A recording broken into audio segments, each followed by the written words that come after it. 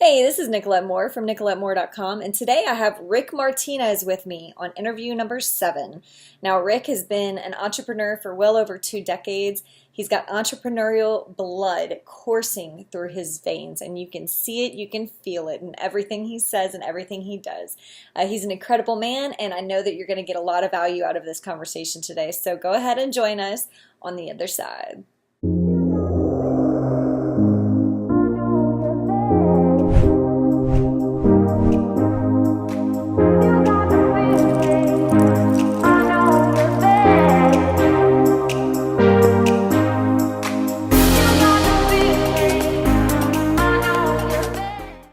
Hello, this is Nicolette Moore from NicoletteMoore.com, and today I have interview number 7 with Rick Martinez. Now, Rick, he is an amazing man. He's got an incredible story. This guy has only been with network marketing for the past 6 months, and he is just blowing up the leaderboards in his current company. Before he, joined network marketing, this guy, he is an entrepreneur at heart. For over 2 decades, he has been pretty much a self-made RN where he's just been an independent contractor as well as running multiple small businesses. So he's had local businesses and nationwide businesses. So this man knows how to run a business.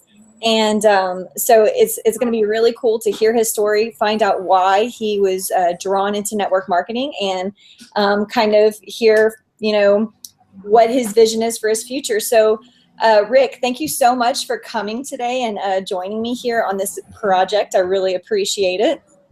How are you doing today? I'm doing great. This is so cool to be here, like talking to you, Nick, and I see you in person and now online. It's like, this is so cool. Thank you. You're welcome. Sorry, my child's talking. That's all right. Yeah, it's really cool. Today in San Antonio, it's like the first day of winter. It feels like it's pretty chilly. Yeah. But you're enjoying it. So Rick, if you don't mind, would you just fill in our audience with your story and kind of maybe talk about your why, like what led you from being this very successful self-made man, multiple business owner and just, living the life kind of, that a lot of people envy, to saying, hey, let me check out this network marketing thing, and then, blowing it up. What can you share a little bit about your journey? Yeah, and I'm gonna grab my notepad. I didn't take out my notepad, and I'm a voracious note taker. And I thought, when I sit down, I'm gonna take my notepad out. But yeah, so I appreciate the intro. I've been a nurse since 1995. Went right from nursing for a hospital into contracting myself, and I think that's when I discovered the true essence of what it means to be an entrepreneur.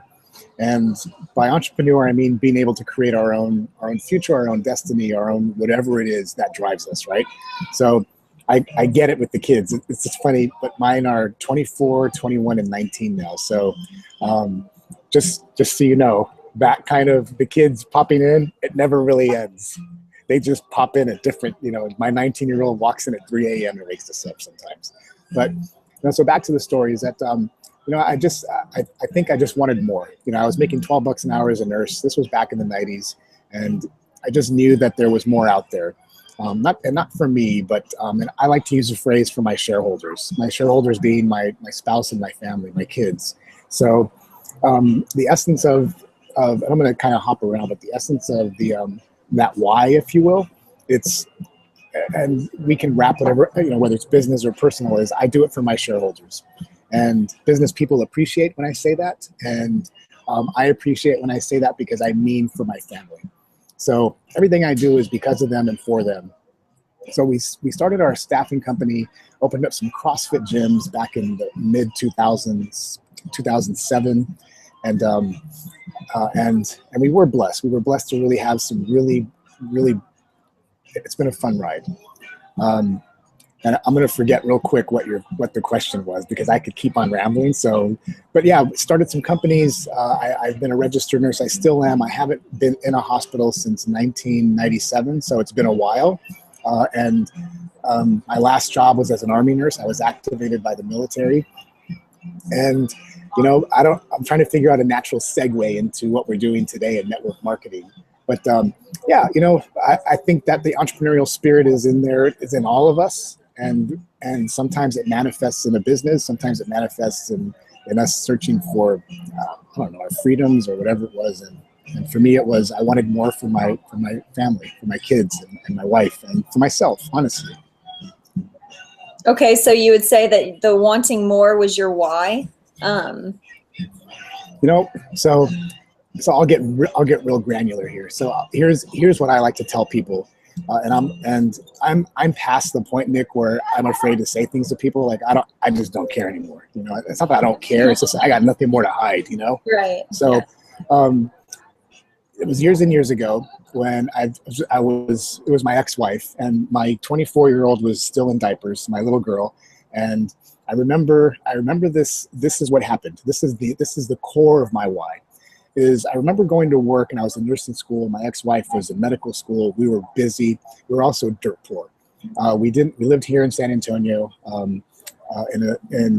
We just lived here in San Antonio, and I remember having to go. We were going to go shop for groceries, and the thing that I remember about it is I had to ask my wife at the time for the food stamps, and and I think about that. Not that it's not bad. I'm not saying it's bad at all. But I remember those moments, and I remembered how it made me feel as a father and as a man, and just as somebody who really thrives on hustle and providing.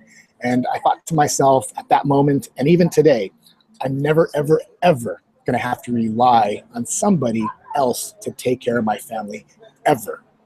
That's my why.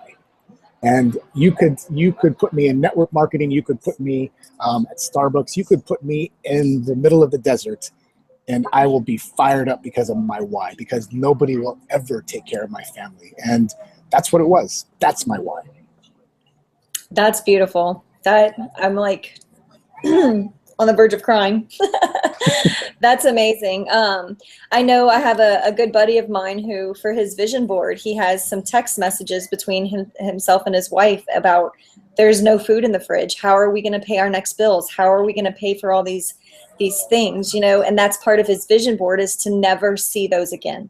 And so that's very powerful, to be able to provide for yourself and to live life without having to look for assistance. Is tremendously empowering.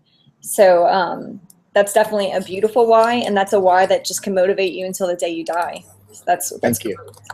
So since you've come into the network marketing world, it's been not very long, and you are just, wow, you're exceptional, and I know a lot of people look up to you. They just have mad respect for you, and rightfully so.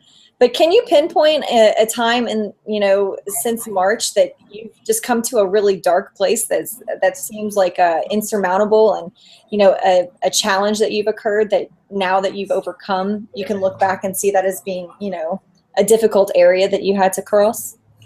Yep, I can, exactly. And for the listeners, this was not scripted. I had no idea what you were going to ask me. So the fact that you're asking me this, I can exactly pinpoint it because it was September 26th, yesterday.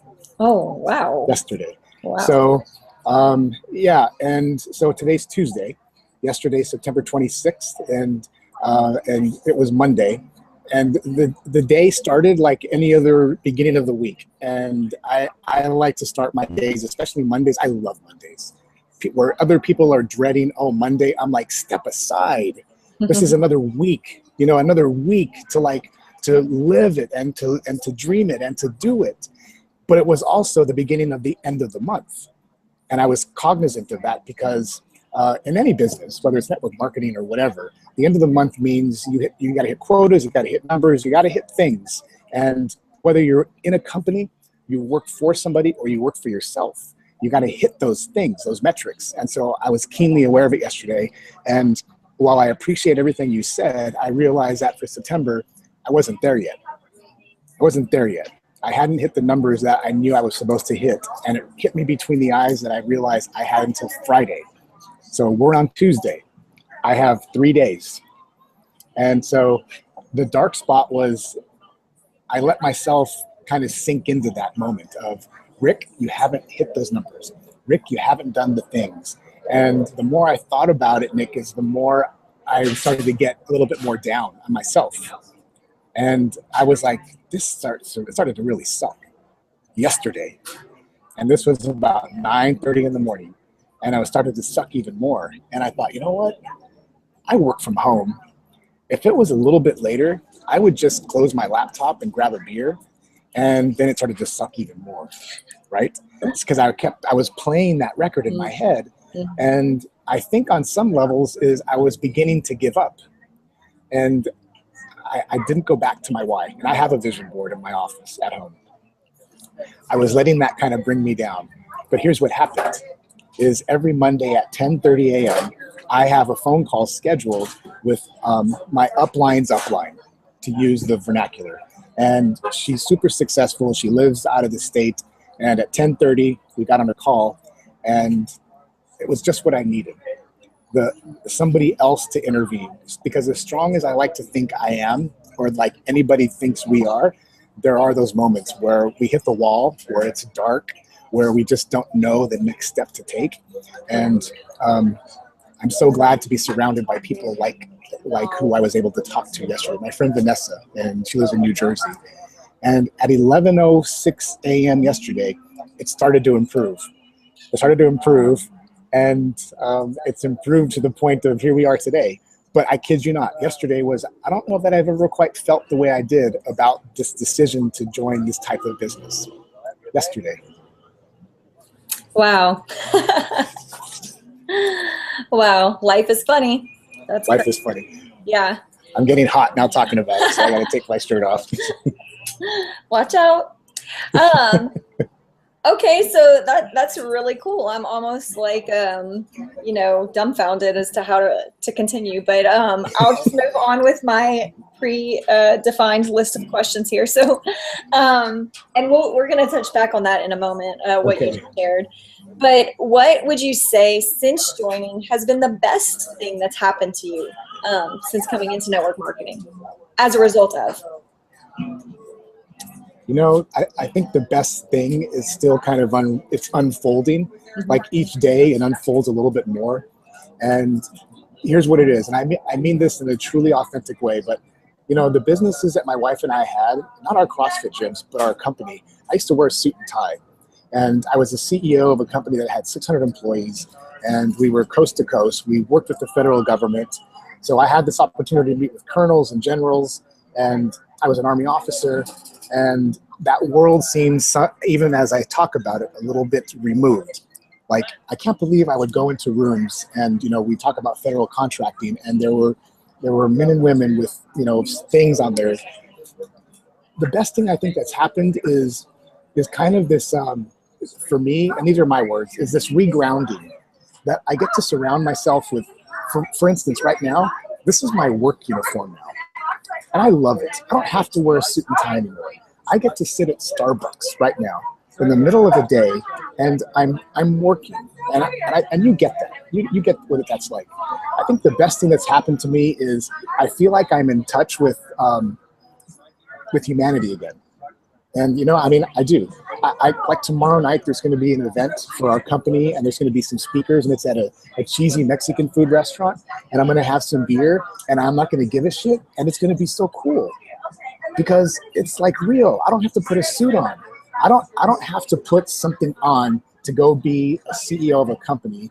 I get to just be me around some really, really cool people every day. And it's a choice. So the beauty of what you asked is that it's still unraveling, and it's a conscious choice now.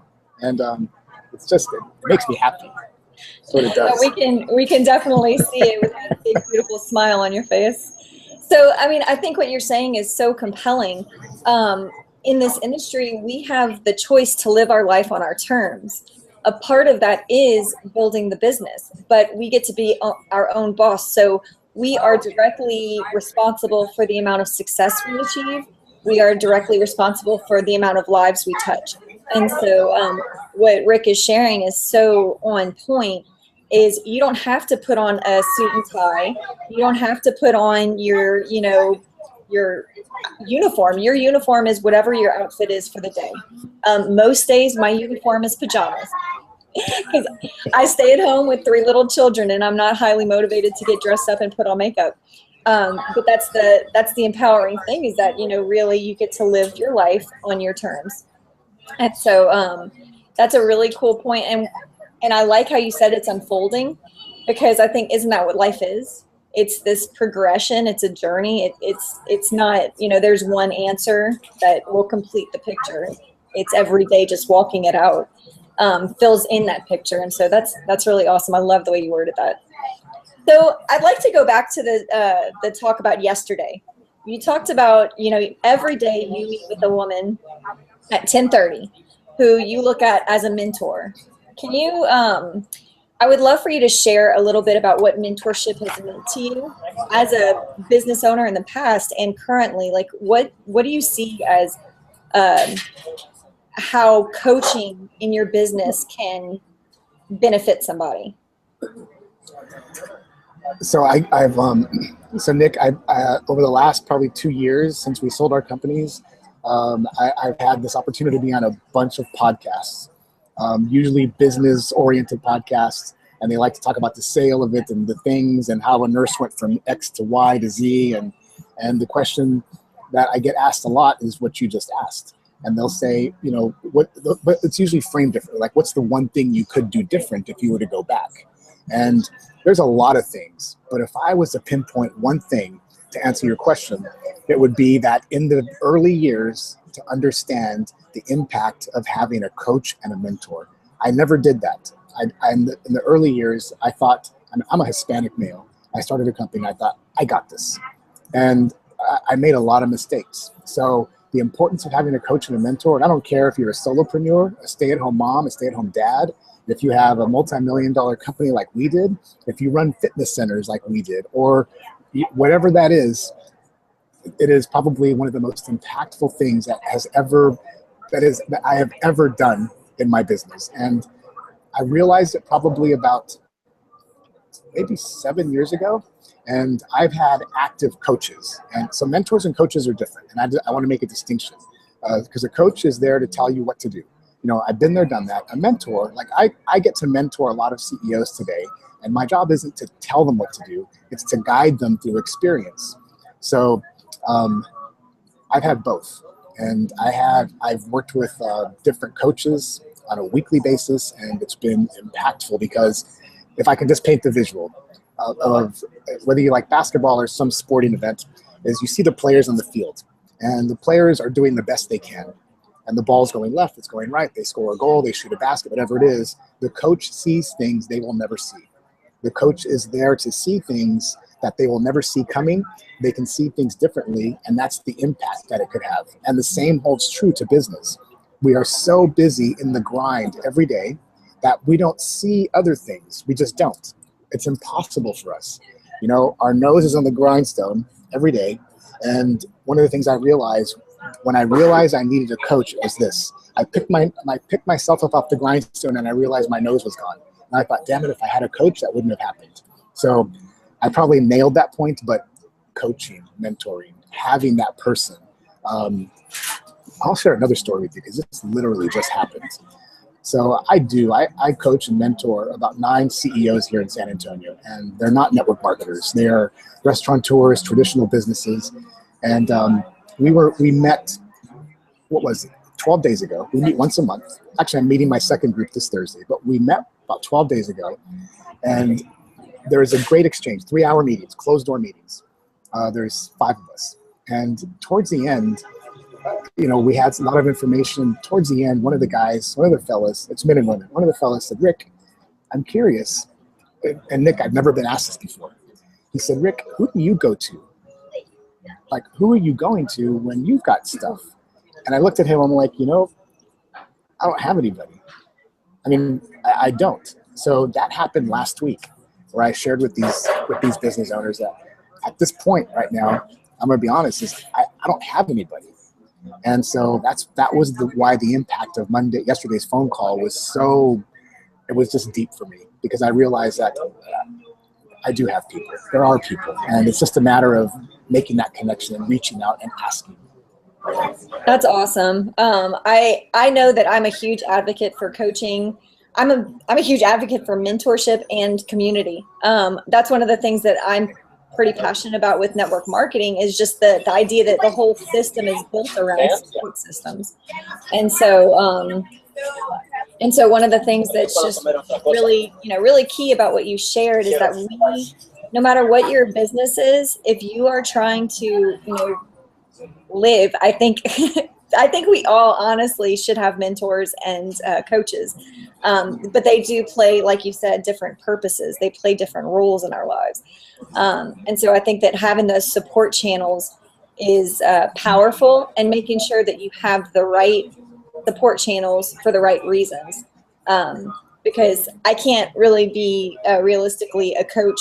I couldn't be a coach to somebody who's, managed Apple, for example, because I don't have those experiences. I don't have those life experiences or that business experience to be able to put into that. But I certainly can be a coach for somebody who's going through the same walk as me and they're just getting started out. I can, share my experiences with them and guide them down the path that they need to get started correctly. So, so it's really important to know those differences, understand those differences, but understand the importance of having those people and those relationships in your life. So thank you so much for sharing that. That's really awesome. I love that insight. So what has been a piece of advice that, that you kind of cling to help you continue to commit to the network marketing path? Specifically to network marketing? Yeah. I mean, or just like being in business for yourself, just having that entrepreneurial mindset. I think the biggest piece, the biggest something that I could share, regardless of the business, but especially for independent entrepreneurs, network marketers, is to keep your eye on the proverbial ball, whatever the goal is, the end state, because again, it doesn't matter what kind of business we are in, it gets hard. And the truth is, for most independent business owners, entrepreneurs, is there is no safety net. We are doing these things for bigger reasons, and I think it's not to lose sight of the end state, that light at the end of the tunnel, or where we want to go, because that's the thing that's going to keep us going. That's going to get us through those Mondays, like I had yesterday. The knowing that there's a group of, I like to use a group of lions. I like to use those analogies. Knowing that there's those people around you, but never losing sight of the end state. And I think what happens is when we don't lose sight and we keep getting up and doing the things, the activities, then one day we wake up, because we're doing the things and success has happened, and it's funny, but then once the first successes happen, it's like, okay, I did that, or we did that. And then the next success happens, and then it starts to steamroll. And I'm drawing off of experiences, because I never knew when we started our staffing company I never knew what that meant. All I knew was that I was able to work for myself and make more money. And then when we hired our first employee, or I did, and it was my girlfriend, who's now my wife, I thought, okay, so we've just doubled in size. Yay, it was a win. And then when we brought on 2 more nurses, we realized we just doubled in size again. And all of a sudden, these little tiny wins started compounding, and we were doing the do, and one day we woke up and we had a 7-figure company. And then it was like, oh my gosh, let's continue doing this stuff, because we're getting closer to where we want to be. And then it was to buy a house. And then it was, to buy a new car, or to do that, because anyway, I could keep on dribbling, but I think it's to not lose sight of the goal, the win. I think that's really cool. You touched on so many different points. I mean, not losing sight of that why, that vision, helps you to remain consistent. So you touched on consistency, doing the same thing over and over again to create a result, and then celebrating those results. So even if it's small, hey, I got 1 more team member. Woohoo! That's a huge deal. Celebrate it. And know that those consistent results that you are doing, because you have this vision you don't want to lose sight of, is going to continue to give you those results, and they're going to compound over time. And then there's a compounding effect. So, wow, You just like dropped all sorts of nuggets right there, Rick. Thank you. But I mean, but you hear it's the truth. Yeah, it is. You're right. Things we know what to do, and just do the things. And I'm a little OCD, so my morning routine is habitual. It's habitual, and routine sets me free. It does. That's awesome. I'm gonna have to get on some of that because that's my struggle is I do not have a routine. So definitely something I need to work on. So if anybody is out there and they're considering network marketing, but they're not quite sure about it, if they would be a good fit for it, or they're just curious about getting their feet wet in it, what advice would you give somebody to make a decision whether to join a company or not? That's a good question. And I have a very hard stance on a lot of that. And some people don't appreciate that. But, in network marketing, there's, and again, this is regardless of the company, but there's this general sense of just going out there and share it with everybody. And I'm not a believer in that. I don't, because I'm sitting here in a public coffee shop and I'm looking around, and at first glance, again, and this is for the sake of this conversation, I don't know that I'd want to share what I'm doing with half these people. I don't want to be looking. I don't want to throw everything against the wall and see what sticks. My time, and I believe your time, Nick, is way more valuable. So I'm a believer. If somebody is maybe thinking about it, and they're maybe thinking about trying it, or this and that, I need to ask them. I would ask them on a scale of 1 to 10, and let's just say it's you. So Nick, I get it. You're interested. You're interested. You're thinking about it. On a scale of 1 to 10, how important are your dreams to you? And if you were to say 8, 9, I'm like, I got somebody you can go talk to. It's a different company. I'm going to send you an email because I don't want people who are hell maybes. I don't. If I'm and you are going to put our efforts into developing somebody, because it impacts both of us, then I want it to be an 11. And for the people who are dabbling or considering it, I'm not going to convince you. I'm not. And I'm going to give you a little pushback, Nick, in that you mentioned that you couldn't coach somebody from Apple. And here's where I think a lot of people in general sell ourselves short, is you have a set of experiences that no man or woman will ever have. You have been through things that nobody will ever have gone through, ever. So I've never given birth to children. You've done 3. So here's where I like to make a connection with people, not on what we've done or what we can do, but on 5 words: mad, sad, glad, afraid, or ashamed, because we've all experienced those 5 things. We've all been in a place in our life where we've been mad, or we've been glad, or we've been ashamed, or whatever those 5 emotions are. And that's when we get to the essence of what it's like to mentor or coach. You've experienced those, and I know you have, just like I have. So your experience, while it may not be exactly like mine, we share the emotion. So, but to answer your question, I have a little bit of a hardline approach, because I don't want dabblers. I don't. I would rather look for the aces in the deck, and you may have heard that expression before, than try and get the 9 to become a king or the 2 to become a 10. I don't want to. That's too hard. The aces are already aces. So yeah, I sometimes, and I do, I have an online survey, and when people fill it out, I'm like, on a 1 to 10, how bad do you want your dreams? And I have in parentheses, if you don't say 10, please don't send this to me. And I do that. It says that on there. I love that. Don't send it to me, because I don't want to convince you. I don't want to convince you that your dreams are important, right? I'm stealing that from you. Yeah. I don't want to convince you, if your dreams are that important to you, then I'm your guy. Let's do some shit. Let's knock it out of the park. And if not, then, it's not for me. So that's incredible. That is so cool, Rick. I love that. No, I really believe in what you're saying. And that's kind of my perception as well. It's exhausting to try to make somebody, believe in their dream, and so there are go-getters. There are people that are self-made like yourself. You you have a vision, you're going to work for it and you're going to make it happen. You still need support along the way. You still need that mentorship and that coaching, because that's just human nature. We need that, and it's good for us. But you're not reliant on somebody to do the work for you. And so that's exactly the same way I approach it. I look at my people as, you know, I want you to be a business builder. I'm there for you, but that's who I'm looking for too. So I love that. And I'm going to have to check out your form. Okay. So I'm going to start wrapping this up. Rick, thank you so much for your time. You're just awesome. You've definitely shared some really cool insight. I love everything that you've said. Is just like rings true. Definitely spoke to my heart.